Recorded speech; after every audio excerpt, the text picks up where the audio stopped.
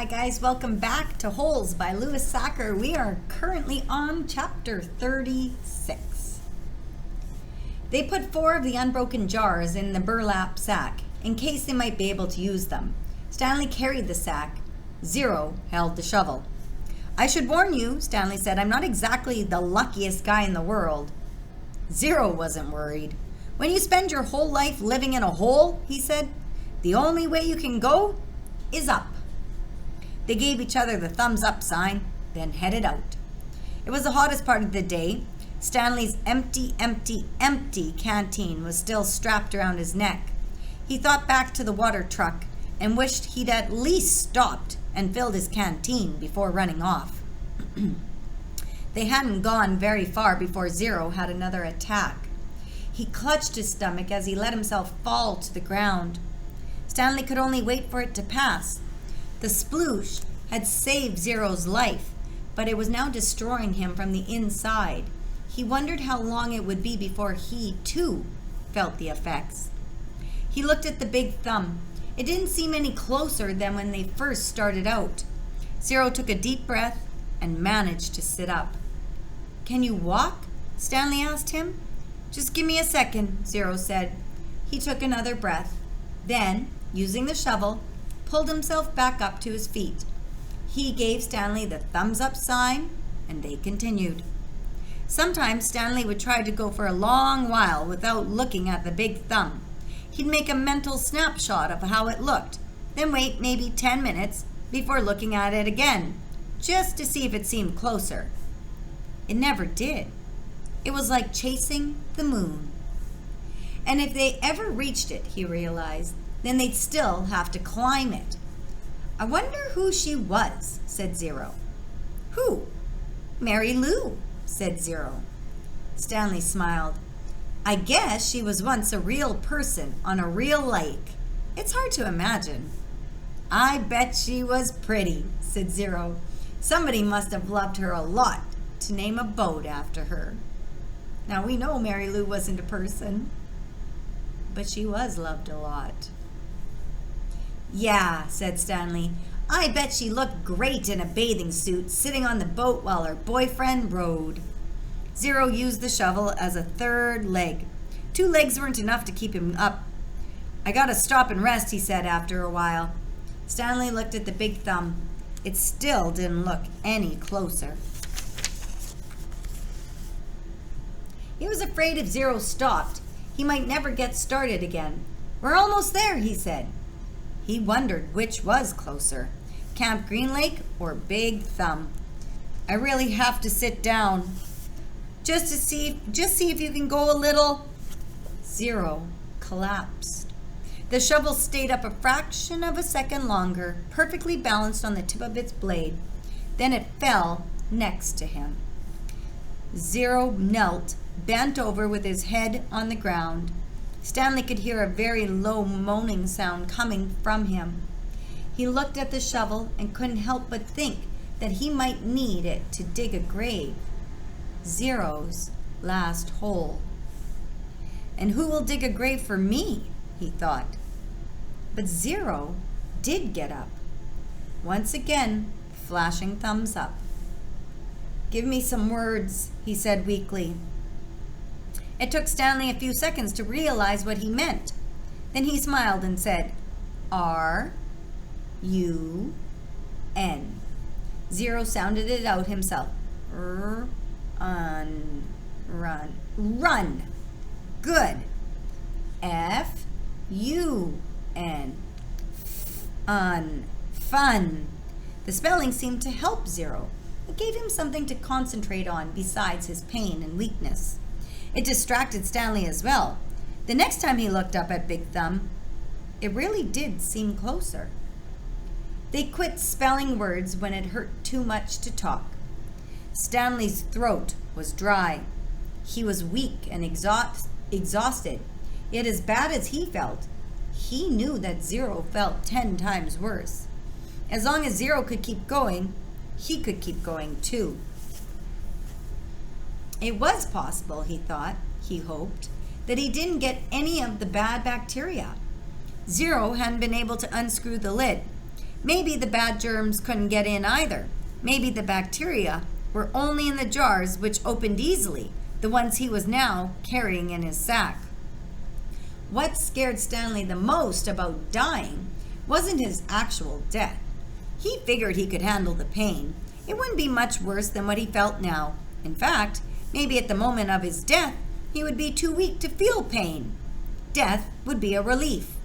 What worried him the most was the thought of his parents not knowing what happened to him, not knowing whether he was dead or alive.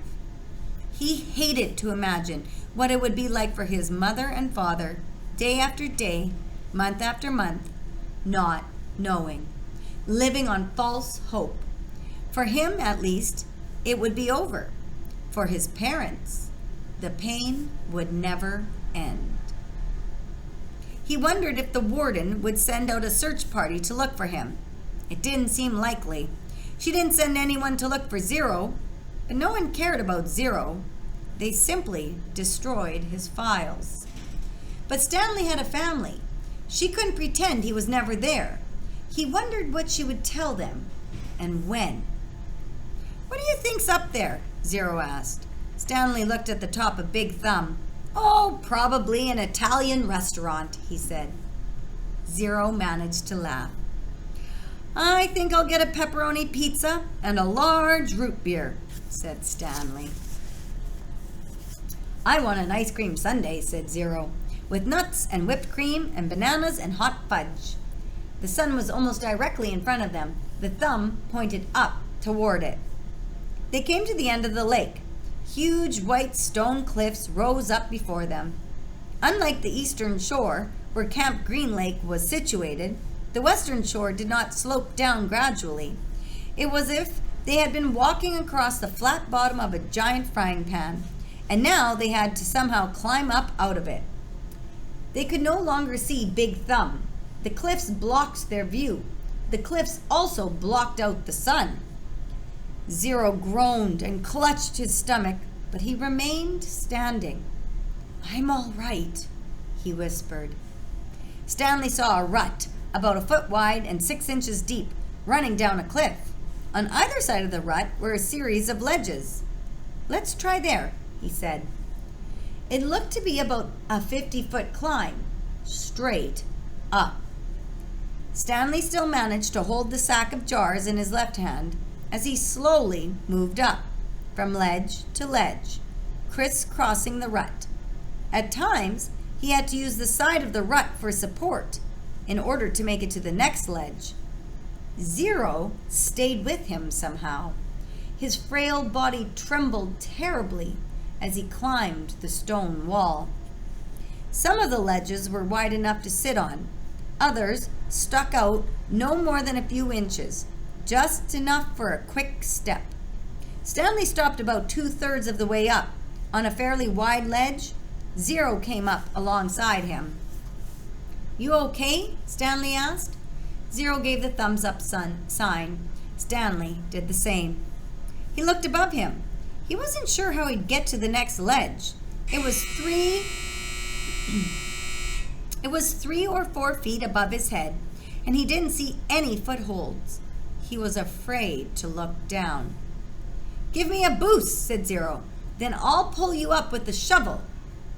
"You won't be able to pull me up," said Stanley.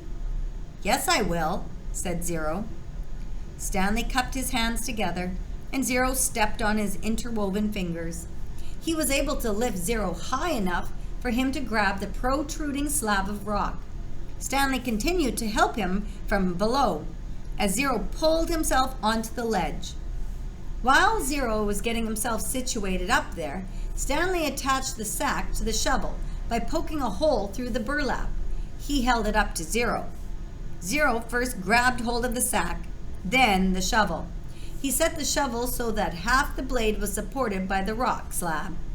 The wooden shaft hung down towards Stanley. "Okay," he said. Stanley doubted this would work. It was one thing for him to lift Zero, who was half his weight. It was quite another for Zero to try to pull him up. Stanley grabbed hold of the shovel as he climbed up the rock wall, using the sides of the rut to help support him.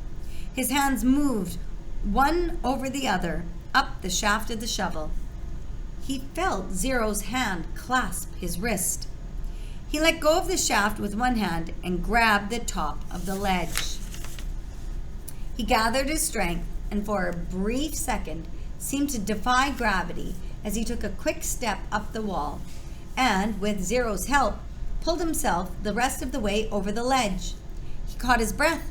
There was no way he could have done that a few months ago. He noticed a large spot of blood on his wrist. It took him a moment to realize that it was Zero's blood. Zero had deep gashes in both hands. He had held onto the metal blade of the shovel, keeping it in place as Stanley climbed. Zero brought his hands to his mouth and sucked up his blood. One of the glass jars had broken in the sack. They decided to save the pieces. They might need to make a knife or something. They rested briefly, then continued on up. It was fairly easy climb the rest of the way. When they reached flat ground, Stanley looked up to see the sun, a fiery ball balancing on top of Big Thumb. God was twirling a basketball. Soon they were walking in the long, thin shadow of the thumb.